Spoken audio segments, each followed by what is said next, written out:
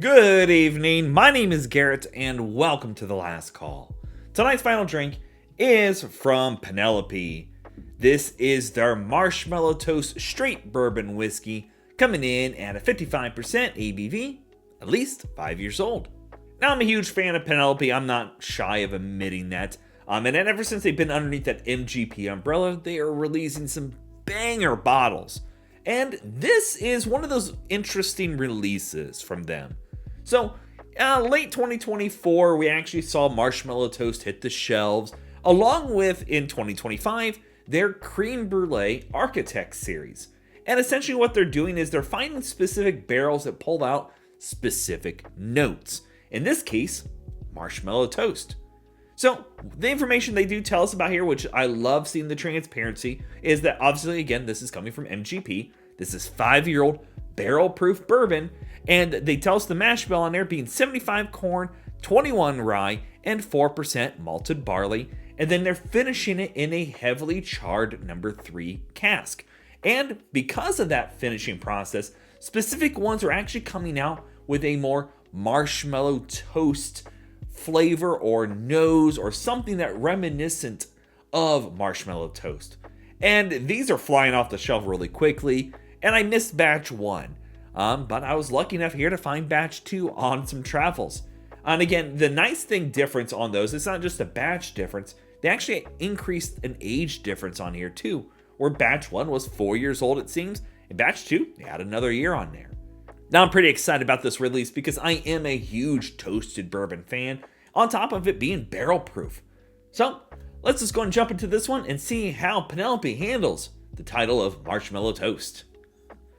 Always love these bottles. I have so many of their Penelope bottles on my shelves right now. Too many to count. So, as always, make sure you like the video, subscribe to the channel, hang around for a bit, become a member if you'd like. If you're interested in some other reviews that I've done over Penelope, links to those videos will be up above and down below for you to check out.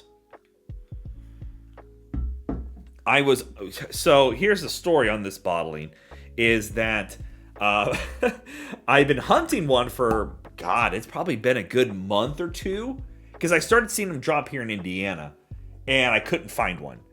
And the couple times that I saw it, like I heard whispers, like I saw some people take pictures of it at some stores, they wanted like $85, $90 for it. And I wasn't willing to pay that.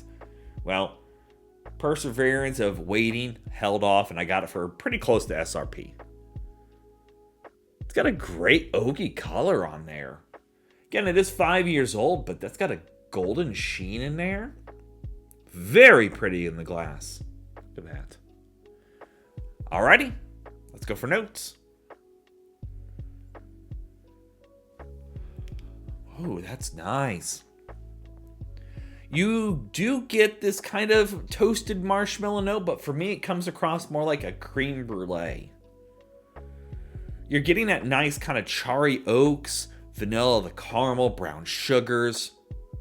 Beautiful nose on that. It's oaky. It's got a great spice layer in there too. That rice spiciness is popping through. Little herbal, dash medicinal going on. Doesn't necessarily come across barrel proof by all means. It's got a good rich body on there. And the toasted element is showcased. You do get this kind of extra sweet layer going on. For me, that tends to be why I do love a great toasted bourbon, is that extra sweeter factor they're able to bring across. And you are finding that. I like it. You do get a bit of like icing or like a buttercream frosting going on there as well. Maybe on top of some vanilla cake. And there's a light undercurrent of like a cherry note, like an orchard cherry note. Not necessarily a dark, heavy cherry note or anything like cocktail cherries, but just a nice, solid, freshly picked cherry. No ABV, nothing harsh, no off notes. But I like that spice. And again, I don't know if I necessarily on the nose would say toasted marshmallow, but you do get it kind of an extra vanilla creaminess, and you are finding more of a creme brulee note for me personally. But that's soft, sweet, inviting. We might have to put this up against some other toasted bourbons I have. We'll see. But as it sets, it's very classic bourbon with some extra depth in there from that charred number 3 cask. I like it a lot.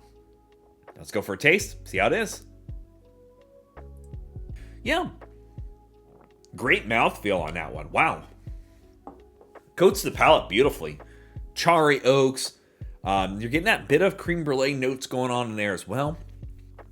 And yeah, I would say I'm almost getting like a toasted marshmallow effect going on here. You have to dig a little deep on there because you are finding the charriness, but you're also finding that vanilla sweet cream going on in here too. And they're playing together pretty well. That rye spice though, like I know that it's 21% rye, but it's got a great rye characteristic. You're finding that herbal, the medicinal, even a dash of floral rye spice going on there. The big winner here for me is the palate itself. The cling, it coats, and it just has this beautiful light linger going on here. Still no ABV, nothing harsh, no off notes. Just a really solid bourbon. Nice pepperiness as well. Brown sugars galore. And yeah, the more I'm kind of letting it sit and think about it, I see what they're going for on calling this marshmallow toast, because you are pulling across a more vanilla bean note. So it's kind of giving this kind of creamy texture along with that toasted element. And it's really nice. That cherry is showing through as well. It's got a nice body of that going on. It's not super oaky. It's not super fruity. It's just got a good, solid bourbon. Like, this is poster child for a simple, finished bourbon. Like, essentially. And I don't think there's anything wrong with that, essentially. I don't see the hype behind this one that so many people were hunting for it. Not saying it's bad, but it's good. Third sip here, I am finding more of that cherry note. It's not necessarily heavy bound in an oakiness or a sweet cherry, but you are finding that bit of fruitiness in there. And it kind of breaks up that toasted cask finish going on here. So you are finding the brown sugars, the vanilla sweetness, that bit of charriness in there, and it's just a good solid pour. And how they were able to get that across at a barrel proof for 5-year bourbon, it's really good. I still don't necessarily agree with the name of Marshmallow Toast, but at the end of the day, it's still darn good. Alrighty, let's talk about a grade for this one. So this is always the hardest part with Penelope bottlings, is the pricing on these. I picked it up for $58 if I remember right. And I think SRP is right around the mid-50s on here. And honestly, I don't think that's a bad asking point. You have a 5-year-old barrel-proof bourbon that's been toasted. I mean, that's about as good as you can get for pricing. At the 4-year version, if it was the same pricing, that may be a bit of a different story. But as this one sits in front of me, it's really darn good. I'd probably give it a good, I'd say, B-. I think it's just a good, solid bourbon. There's not rewriting history or changing my mindset on a toasted bourbon. I love that it's barrel proof. I love they're transparent about where their sourcing is from. MGP, obviously. And I love that it again doesn't rewrite history for me or make me want to go out and hunt down another one. But if you get the opportunity at the right pricing, I say give it a go. And at the end of the day, if you like a good toasted bourbon, this is going to fit right into your wheelhouse. So yeah, there you have it, folks. Penelope Bourbon Marshmallow Toast Straight Bourbon Whiskey. If you have any questions about the bottle itself, let me know down in the comment section below. I will do my best to answer it.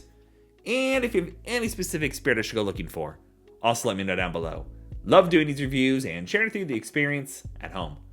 And as always, may your last drink of the night be the best one.